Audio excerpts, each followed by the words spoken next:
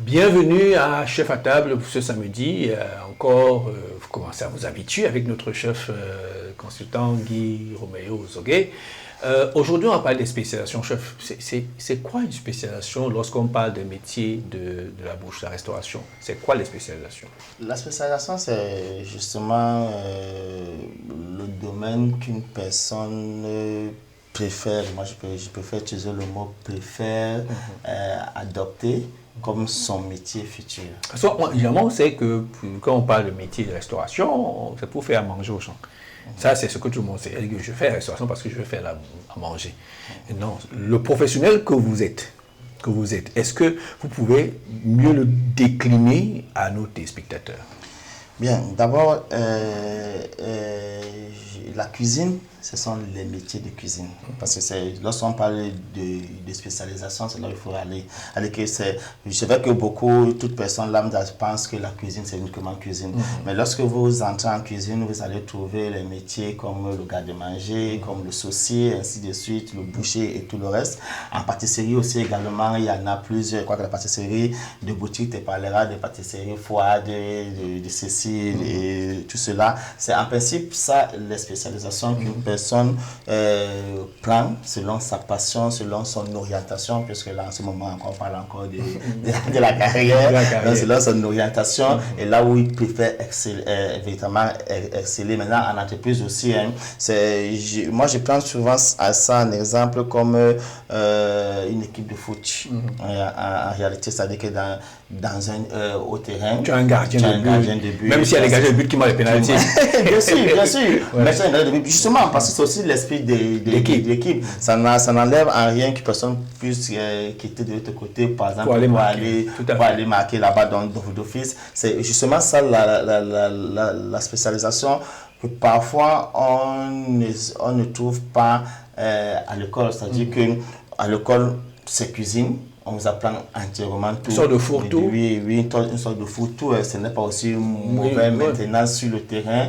Toi-même, tu te dis, voilà ce que je préfère faire et ainsi de suite. Voilà un peu, je voulais qu'on aboutisse à ce niveau parce que le jeune de 18 ans, 20 ans, 15 ans peut-être parfois, qui veut s'intéresser au métier, est-ce que cette fourchette de spécialisation, est-ce que cette fourchette lui est montrée ou est mise à sa disposition avant sa formation, pendant la formation, ou alors c'est lui qui la découvre comme ça, juste sur le terrain de la profession? C'est sûr, c'est juste sur le terrain qu'il découvre de manière honnête, parce que moi-même je forme et ça me fait sourire parce que je suis aussi concerné. Je crois qu'il apprend juste ça lorsqu'on parlait de l'organigramme. Justement, c'est là où il découvre, mais ce n'est pas de manière approfondie. Ce n'est même pas bon, mais c'est vrai que moi j'essaye lors des pratiques de véritablement mettre des personnes dans des postes aussi également. C'est-à-dire que lorsque je fais une pratique, je dis telle personne est fourrée, est fournie, telle personne est ici et cela. Donc ça c'est vraiment ce qui se passe et ça c'est l'enjeu. Bon, maintenant aussi il faut se comprendre que la spécialisation intervient aussi en entreprise en fonction de la taille de l'entreprise. Et une entreprise, par exemple, qui a 2 ou 3 employés ne va véritablement pas tellement être rigoureux sur le... Oui. Maintenant, les grandes tailles, automatiquement, la spécialisation aussi va véritablement se mettre en place. Donc, c'est un peu... Qu'est-ce qui bloque au niveau du système de formation? Je voulais dire système éducatif, système de formation, pour essayer d'associer les spécialisations, l'apprentissage des spécialisations au niveau de leur cursus. Parce que ça peut avoir un impact quand même sur la carrière de l'apprenant.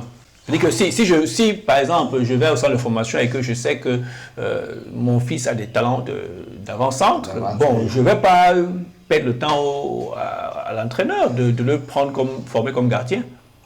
L'entraîneur aussi peut se le former, mais justement c'est là où on parlait de formation, n'est-ce pas? C'est-à-dire que déjà, je pense que ça dépend de la durée d'une formation. Déjà premièrement, parce que sans pas regarder la durée d'une formation, on ne peut évidemment pas spécifier.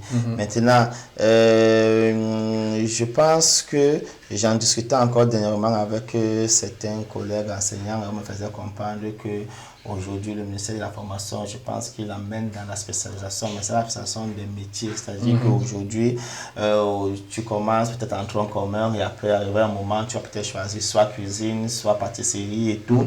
Maintenant, je pense que c'est sur le jeu de la formation, parce que c'est le jeu de la pratique, maintenant qu'on peut amener sur les orientations, parce que c'est au moins sur cette manière, parce que ce qu'on oublie souvent, c'est qu'en pratique, on peut faire les jeux de rôle.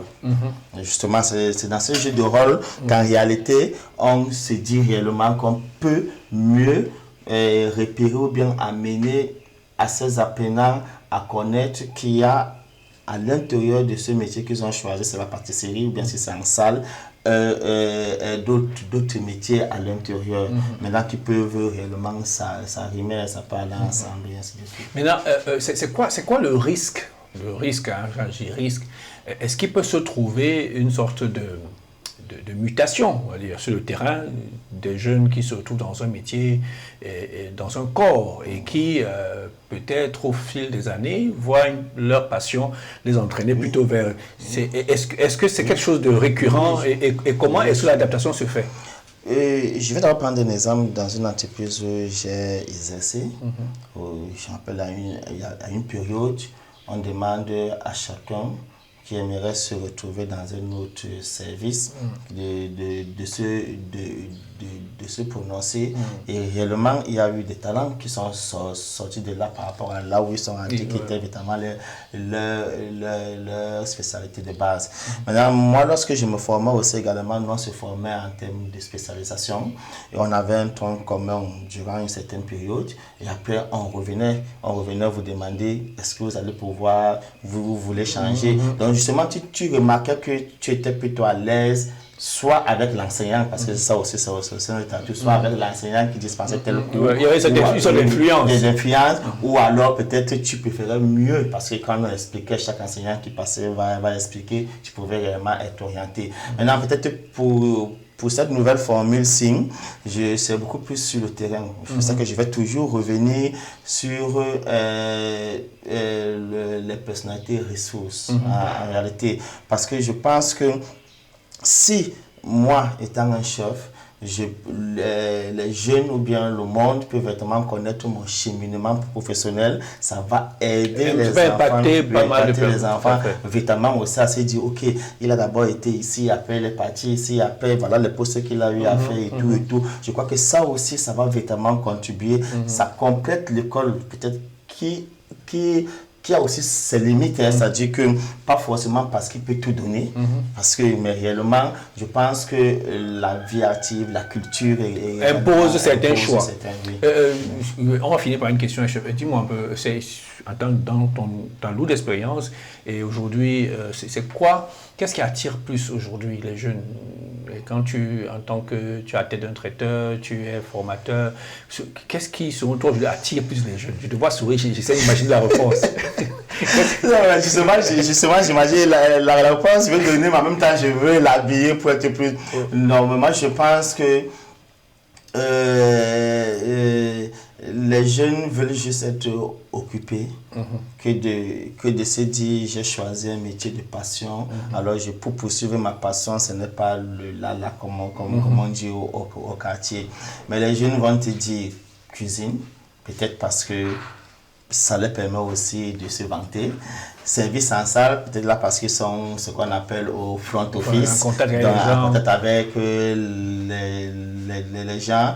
Et je crois que les gens sont plus sur l'aspect qu'on peut appeler spectaculaire, que sur l'aspect véritablement professionnel, technique. Tu veux faire le buzz culinaire. Oui, voilà, justement, j'essaie de les lire tout le temps. C'est un peu aussi le buzz, quoi. J'essaie de les lire tout le temps sur Facebook et parfois ça m'amuse, mais je pense que véritablement, ce genre de mission, peut-être c'est vraiment important.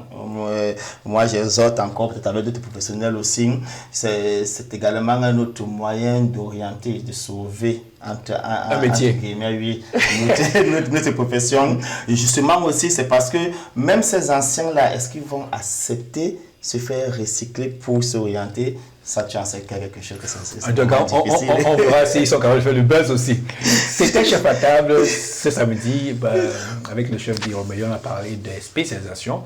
En disant que vous fassiez la vôtre, à samedi prochain.